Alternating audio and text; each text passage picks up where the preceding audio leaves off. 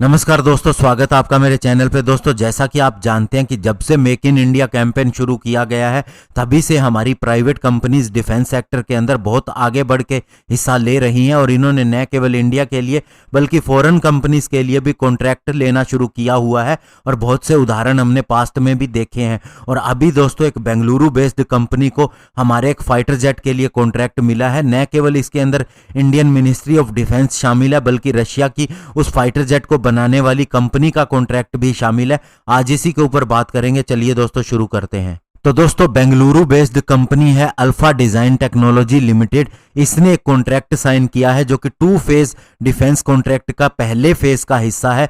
ये 753 करोड़ रुपए के लिए हुआ है और इसे मिनिस्ट्री ऑफ डिफेंस और रशिया की कंपनी आरएसी मिग के साथ में किया गया है। और इससे पहले आपको बता दें कि ये company already military aircraft, electronic device military के लिए और सैटेलाइट असेंबली इसरो के लिए बनाती आ रही है। अब इसे चुना गया है मिनिस्ट्री ऑफ डिफेंस और रशियन कंपनी मिग के द्वारा कि ये 2 तरह के सिमुलेटर बनाएगी फाइटर एयरक्राफ्ट के लिए। और न केवल ये इसे बनाएगी बल्कि इसे मेंटेन भी करेगी। और इसी सिमुलेटर के ऊपर इंडियन एयरफोर्स के पायलट ट्रेनिंग लेंगे, इससे पहले कि वे रशिया द्वारा बनाया गया मिग 29 फाइटर जेट का अपग्रेडेड वर्जन फ्लाई करें। इस कॉन्ट्रैक्ट के तहत दोस्तों पहले चरण में 53 करोड़ रुपए खर्च किए जाएंगे, जिसके तहत अल्फा डिजाइन एक मिग 29 सिमुलेटर सेंटर को न केवल सेट करेगी बल्कि इसे चलाएगी भी कम से कम 2 सालों तक।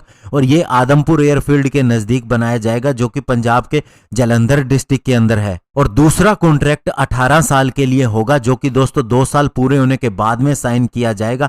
और ये बात रिटायर्ड कॉलोनल एचएस शंकर ने बताई है। और दोस्तों अल्फा डिजाइन ने पूर्व आईएएफ पायलट को भी ट्रेनर के रूप में हायर किया है। और दोस्तों इन सिमुलेटर के ऊपर ट्रेनिंग का सबसे बड़ा फायदा ये होता है कि फ्यूल और वियर एंड टीयर के कॉस्ट के अंदर 75% की कमी आती है अगर यही हम एक्चुअल फ्लाइंग के अंदर परफॉर्म करें। यानी कि दोस्तों ये सिमुलेटर के ऊपर सारा सिस्टम वैसा ही होता है जैसा एक्चुअल फाइटर जेट के अंदर होता है। और इसके ऊपर ट्रेनिंग होने से न तो कोई टूट फूट होती है और ना ही दोस्तों किसी तरह का फ्यूल लगता है।